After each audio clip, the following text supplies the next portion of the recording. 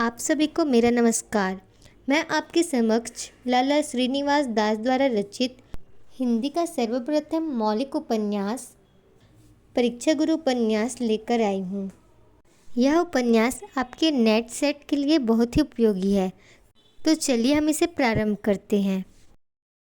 प्रकरण 10 प्रबंध इंतजाम कारज को अनुबंध लखरु उत्तर फल चाही पुन अपनी सामर्थ्य लख करे कि न करे ताही विदुर प्रजाग्रे। सवेरे ही लाला मदन मोहन हवाखोरी के लिए कपड़े पहन रहे थे।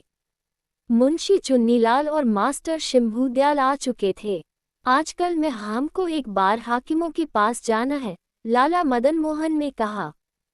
ठीक है, आपको म्यूनिसिपैलिटी के मेंबर बनाने की रिपोर्ट हुई थी, उसकी मंजूरी भी आ गई होगी, मुंशी चुन्नीलाल बोले। मंजूरी में क्या संदेह है, ऐसे लायक मी सरकार को कहाँ मिलेंगे, मास्टर शंभूदयाल ने कहा। अभी तो खुशामद में बहुत कसर है। साइराक्यूज के सभासद डायोनिसियस का धूप चाट जाते थे और अमृत से अधिक मीठा बताते थे, लाला ब्रजकिशोर ने कमरे में आते आते कहा। यूँ हर काम में दोष निकालने की तो जुदी बात है, पर आप ही बताए इसमें मैंने झूठ क्या कहा, मास्टर शंभूदयाल पूछने लगे। लाला साहब ने म्यूनिसिपैलिटी का सालाना आमद खर्च अच्छी तरह समझ लिया होगा, आमदनी बढ़ाने के रास्ते अच्छी तरह विचार लिए होंगे, शहर की सफाई के लिए अच्छे अच्छे उपाय सोच लिए होंगे, लाला ब्रजकिशोर ने पूछा। नहीं, इन बातों में से अभी तो किसी बात पर दृष्टि नहीं पहुंचाई गई, परंतु इन बातों का क्या है, ये सब बातें तो काम करते करते अपने आप मालूम हो जाएंगी, लाला मदन मोहन ने जवाब दिया। अच्छा, आप अपने घर का काम तो इतने दिन से करते हो, उसके नफे नुकसान और राह बात से तो आप अच्छी तरह वाकिफ हो गए होंगे, लाला ब्रजकिशोर ने पूछा। इस समय लाला मदन मोहन ना वाकिफ नहीं बनाना चाहते थे, परंतु कार भी नहीं बन सकते थे, इसलिए कुछ जवाब न दे सके। अब आप घर की तरह वहां भी औरों के भरोसे रहे तो काम कैसे चलेगा, और अब बातों से वाकिफ होने का विचार किया तो वाकिफ होंगे जितने आपके बदले काम कौन करेगा, लाला ब्रजकिशोर ने पूछा। अच्छा, मंजूरी आवेगी जितने मैं इन बातों से कुछ वाकिफ हो लूंगा, लाला मदन मोहन ने कहा। क्या इन बातों से पहले आपको अपने घर के कामों से वाकिफ होने की जरूरत नहीं है? जब आप अपने घर का प्रबंध उचित रीति से कर लेंगे तो प्रबंध करने की रीति आ जाएगी और हर एक काम का प्रबंध अच्छी तरह कर सकेंगे, परंतु जब तक प्रबंध करने की रीति न आवेगी कोई काम अच्छी तरह न हो सकेगा, लाला ब्रजकिशोर कहने लगे। हाकिमों की प्रसन्नता पर आधार रख अपने मुख से अधिकार मांगने में क्या शोभा है, और अधिकार ले पीछे वह काम अच्छी तरह पूरा न हो सके तो कैसी हंसी की बात है, और अनुभव हुए बिना कोई काम किस तरह भली भांति हो सकता है। महाभारत में कौरवों के गौ घेरने पर विराट का राजकुमार उत्तर बड़े अभिमान से उनको जीतने की बातें बनाता था, परंतु कौरवों की सेना देखते ही रथ छोड़कर उघाड़े पांव भाग निकला।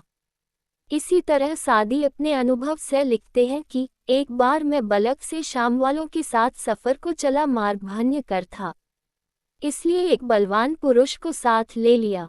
वह शस्त्रों से सजा रहता था और उसकी प्रत्यंचा को 10 आदमी भी नहीं चढ़ा सकते थे। वह बड़े बड़े वृक्षों को हाथ से उखाड़ डालता, परंतु उसने कभी शत्रु से युद्ध नहीं किया था एक दिन में, और वो आपस में बातें करते चले जाते थे। उस समय 2 साधारण मनुष्य एक टीले के पीछे से निकल आए और हमको लूटने लगे। उसमें एक के पास लाठी थी और दूसरे के हाथ में एक पत्थर था, परंतु उनको देखते ही उस बलवान पुरुष के हाथ पांव फूल गए, तीर कमान छूट पड़ी। अंत में हमको अपने सब वस्त्र शस्त्र देकर उनसे पीछा छुड़ाना पड़ा। बहुधा अब भी देखने में आता है कि अच्छे प्रबंध बिना घर में माल होने पर किसी साहूकार का दिवाला निकल जाता है, रुपए का माल दो आने को बिकता फिरता है, परंतु काम किए बिना अनुभव कैसे हो सकता है, मुंशी चुन्नीलाल ने पूछा। सावधान मनुष्य काम करने से पहले औरों की दशा देखकर हरेक बात का अनुभव अच्छी तरह कर सकता है और अनावास कोई नया काम भी उसको करना पड़े तो साधारण भाव से प्रबंध करने की रीति जानकर और बातों अनुभव का लाभ लेने से काम करते करते वह मनुष्य उस विषय में अपना अनुभव अच्छी तरह बढ़ा सकता है। मैं प्रथम कह चुका हूँ कि लाला प्रबंध की रीति जान जाएंगे तो हर एक काम का प्रबंध अच्छी तरह कर सकेंगे। लाला ब्रजकिशोर ने जवाब दिया, आपके निकट प्रबंध करने की रीति क्या है?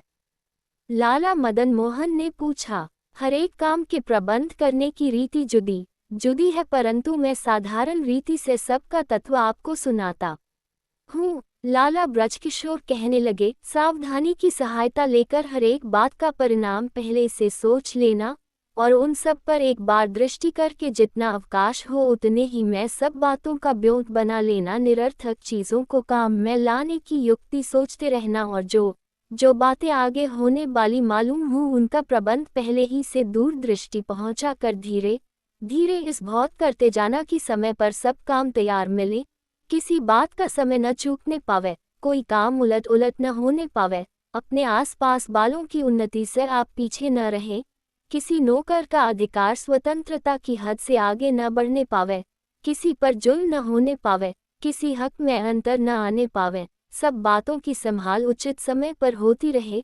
परंतु ये सब काम इनकी बारीकियों पर दृष्टि रखने से कोई नहीं कर सकता, बल्कि इस रीति से बहुत मेहनत करने पर भी छोटे छोटे कामों में इतना समय जाता रहता है कि उसके बदले बहुत से जरूरी काम अधूरे रह जाते हैं और तत्काल प्रबंध बिगड़ जाता है। इसलिए बुद्धिमान मनुष्य को चाहिए कि काम बांटकर उन पर योग्य आदमी मुकर्रर कर दे और उनकी कार्रवाई पर आप दृष्टि रखें। पहले अंदाज से पिछला परिणाम मिलाकर भूल सुधारता जाए, एक साथ बहुत काम न छेड़े, काम करने के समय बटे रहें, आमाद से थोड़ा खर्च हो और कुपात्र को कुछ न दिया जाए।